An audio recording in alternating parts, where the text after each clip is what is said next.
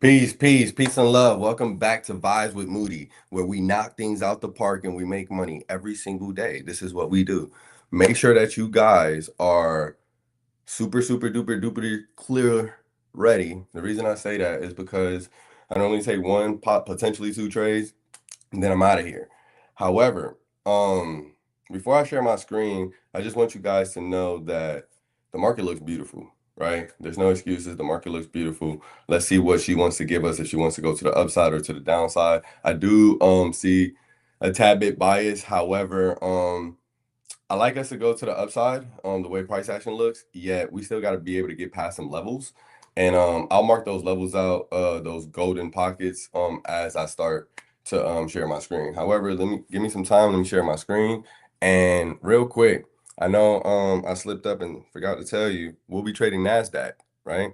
I'll be trading NASDAQ on TradingViews, which is one of my favorite platforms, right? As you can see it right now that I share my screen. However, you can trade spot, QQQ, MQQQ, SPX, right? You could do options or futures with me, right? So make sure that you guys are ready.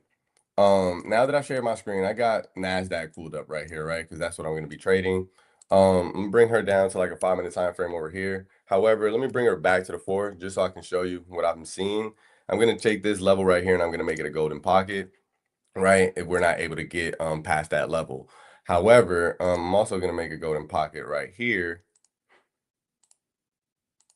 just in case we're not able to get past this level and we just bounce or whatnot. Golden pockets are going to be more so of key levels for anybody that needs a clear understanding, right? Just basically key levels of support and resistance. The blue lines are support and resistance. The red lines are liquidity, where you can start to scale out your trades.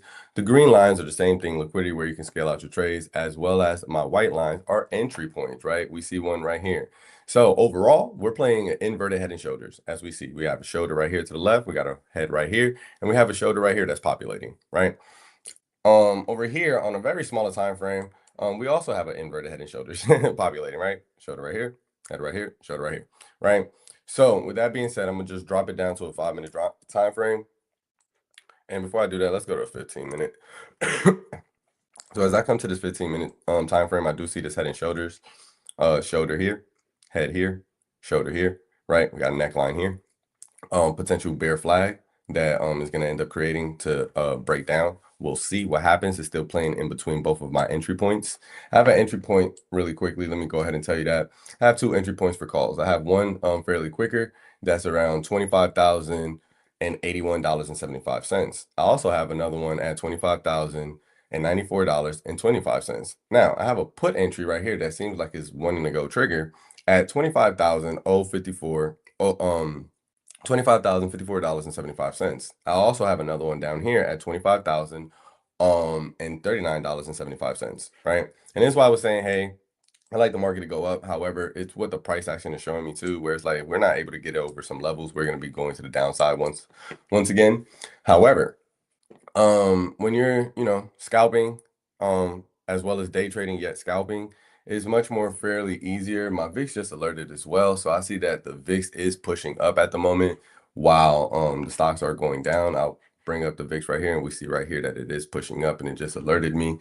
Seems like it's going to alert me again. However, what do we have? We have about 10 minutes till the market opens up. Yeah, if you guys have any questions, feel free to drop your questions. I see the reactions coming in over here on YouTube. I appreciate it. Awesome stuff. Thank you. Ready to make money. Likewise. It's all about being patient, right? Patient makes the money. Impatient is liquidity, right? So with that being said, if y'all have any questions, feel free to drop them here in the chat. I'm gonna come look over here in the private community, make sure nobody has any questions over here. All right, awesome. Yup, Luke, let's get it. Let's get it, Luke. And for anybody to be able to want to see, this is the other people that I'm talking to right here that's in the private community. We still have people that's joining. As you see, LA is joining right now. However, yeah, let's get to it. So one of my put entries triggered, so that's okay. We'll see how to play it once the price action opens up, meaning the market opens up, and we'll see exactly how we want to play this. Right now, what I'm telling myself is I'm gonna play it to the downside, right? Just want to fix up this line a little bit better. Let me grab it from over here.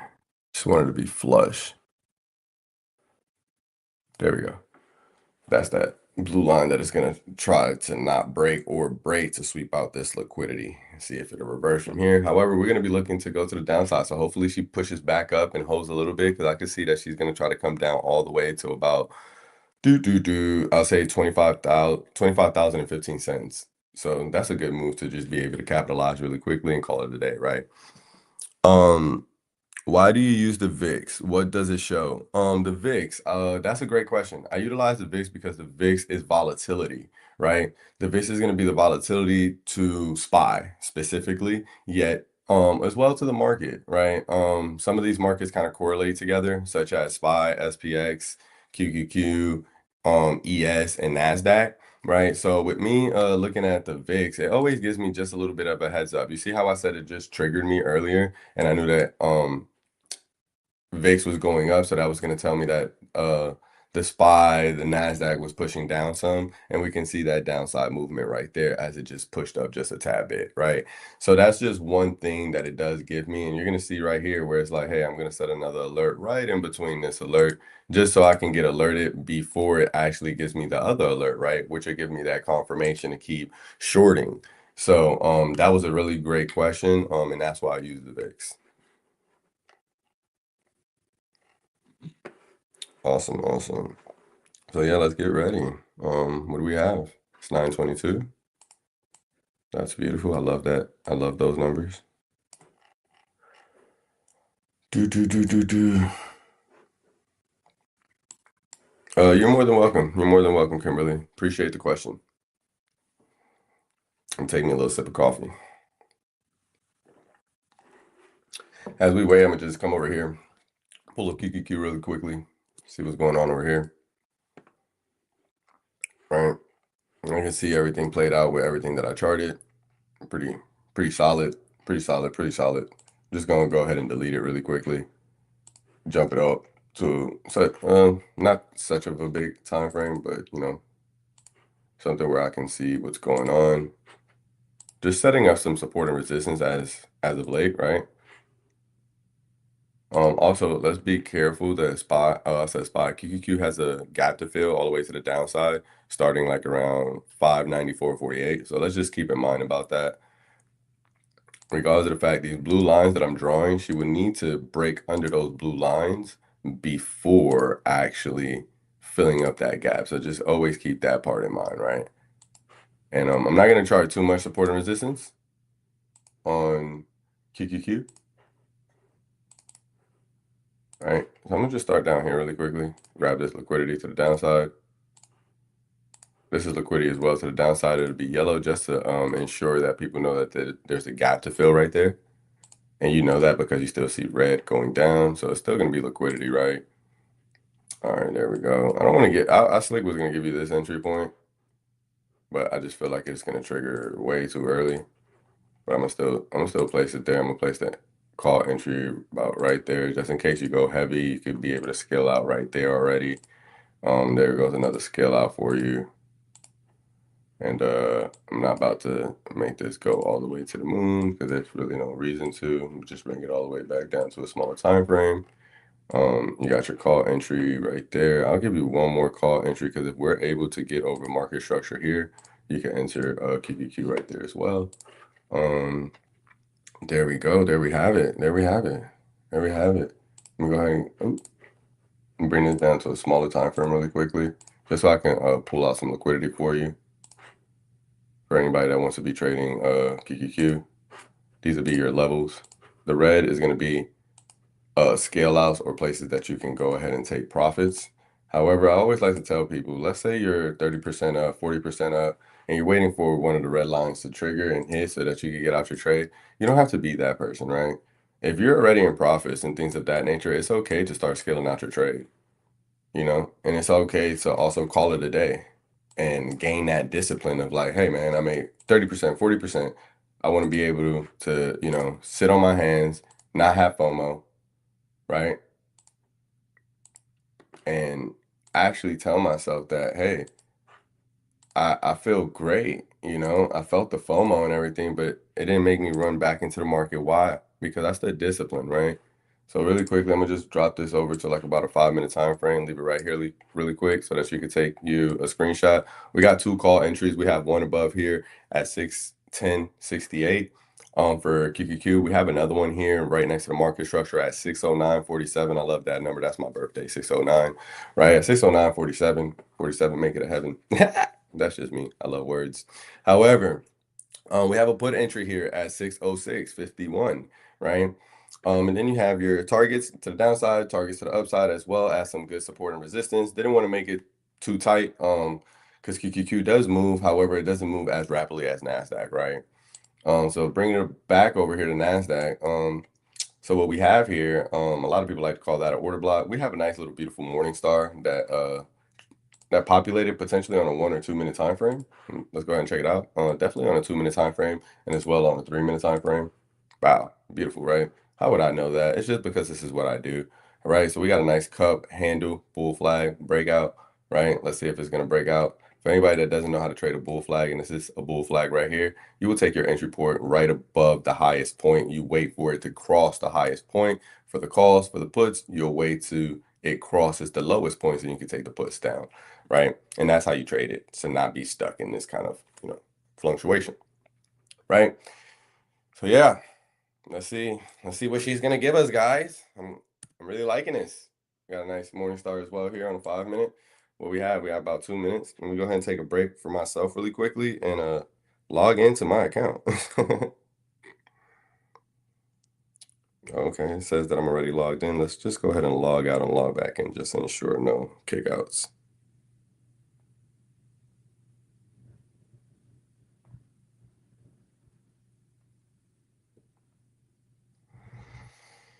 All right, now we're in.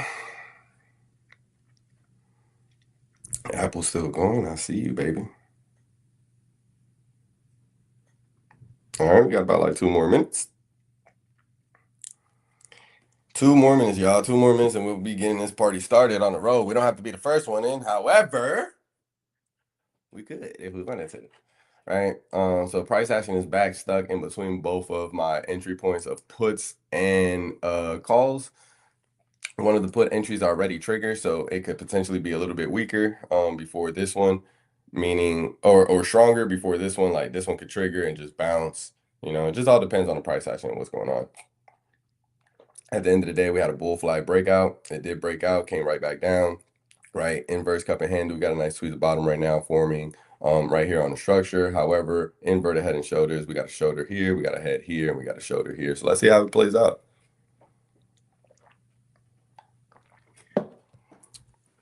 Oh, we're good. We still got about let me see. Let me look at this time frame. Oh, we got literally 1 minute left. 1 minute left. But look at that price action coming straight to the opening price right there. There it is. No more inverted head and shoulders. If nothing turns around right here for them to try to recreate the shoulder, no more inverted head and shoulders.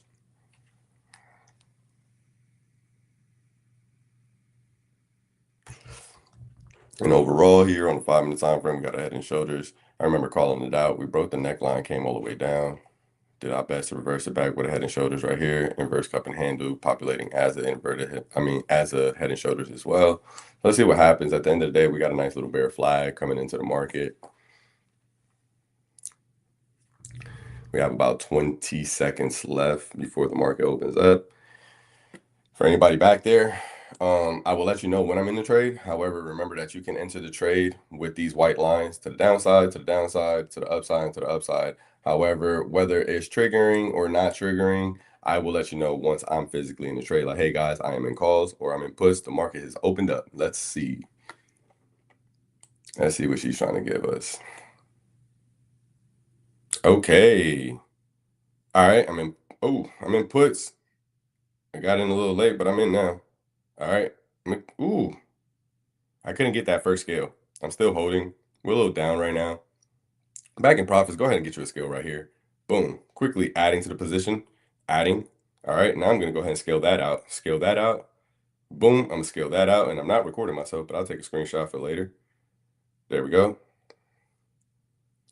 All right. I only have 2 contracts left. potentially about to get out of the trade. If price action gets back over, let's make this a yellow line, over that yellow line, I am out of my trade. I am out of my trade. Right now, we're up, what, 2,400? Oh, and there it is, completely out the trade. Completely out the trade. And I got out because it didn't turn yellow on my phone, my line right here. And I felt like once I seen this morning star, and I'll show you here in just a second, right? Now that I'm completely out that trade, that was a fire trade. Bring it over here to the 5 second. Right, so I changed this color here, right? And I'll show you here on my phone where it's like you can see that you don't see no yellow lines. So it didn't populate just yet on my phone. The VIX just triggered again. I do want to take a couple more trades. I'm gonna take them over there with the private community. I'm trying to refresh my phone really quickly to see if it'll give me that line. There it is. Now you can see, put it back on a 5 second time frame. I just like to always show improve. Now we can see that yellow line being there, right? Populating. However, it didn't populate, right? And right here on the 5 second time frame, as I was coming down, coming down, coming down, coming down, I'm not gonna sit here and lie. Did I get a little bit nervous? I did, but not due to the trading or anything. We're gonna short again, right? I'm gonna give you an entry point. Hopefully it doesn't trigger as I'm trying right here, this white line. If it gets back under this level and holds under this level, you can short them.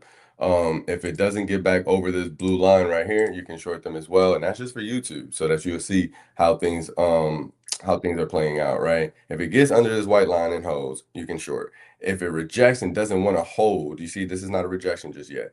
If it rejects and not wants to hold over this white line, you can grab your shorts right there as well, right? So me, I will be in the trade of shorts right now, and I will automatically tell myself I'll stop out right here, this blue line next to the 4 hour time frame. And just in case anybody takes the trade, I'm just gonna make it orange so that you know, hey, that'll be a stop out if you just got into the trade or getting into the trade now, right? So long story short, let me go ahead and explain all of this, right? So why did I take the puts? I was already explaining why I was taking puts in the beginning of me explaining everything, right? I wanted to go up, right? I had a small bias of wanting to go up, but I said, hey, I see that the market could come down all the way to, what did I say? 25,015 cents, right? And 25. So it came all the way down a little bit lower than that, swept out all the liquidity and bounced right back up, right? So with that being said, the only reason I got out is because when I switched this yellow line right here and I was adding to my position, scaling out, it was doing so amazing. It was right here. I finally started looking at my phone, and this is why I got a little bit nervous because I didn't see the yellow line on my phone, and I just seen this big green candle that was $18. For you to see, it's going to be circled right here. That was an $18 move, right? So I was like, oh no, I'm not going to give that much money back. So I just went ahead and closed out on my whole entire position instead of just going ahead and like just scaling out and seeing what's going to take place. And next thing you know, boom, just dropped right there, 28 points. It gave back the $18 and gave you 10 extra dollars, right? However, we can see right here after that move, it consolidated just a tad bit and then it went ahead and reversed, right? So with that being said, that was a super fire trade. Looking over here to the 5 minute time frame, we have swept out all the liquidity, not all the liquidity, but the market structure liquidity, right? What is market structure? It's going to identify your swing highs and your swing lows, right? It swept out all the market liquidity, and now it's doing its best to shoot up to start sweeping out the liquidity to the upside, right? Call entry did trigger right here. Our first call entry, and then we got another call entry right here, right? So let me just go ahead and tell you guys that I appreciate you guys for showing up, right? That's the first thing that has to happen is just you showing up. For some people, they're like, wow, that happened pretty fast, or this or the third. To be honest with you, did it happen pretty fast? It did. To me, it was just normal because I've been doing this for what, walking on my 7th year now. However, don't look at what I'm doing and feel like, okay, this is exactly what I'm going to get as soon as I'm doing it, right? This is time after time after time of consistency and repetition, right? Let me see what if it holds and pulls back just a little, do you get scared? No. I don't get scared of pullbacks. Pullbacks doesn't really affect me too bad. A pullback would affect me. Let's say if it's my first trade of the day and I haven't made any money and I'm in a pullback and let's just say I'm down about like $2,200, I'll start to like, reevaluate the position where it's like, hey, maybe I need to cut this position.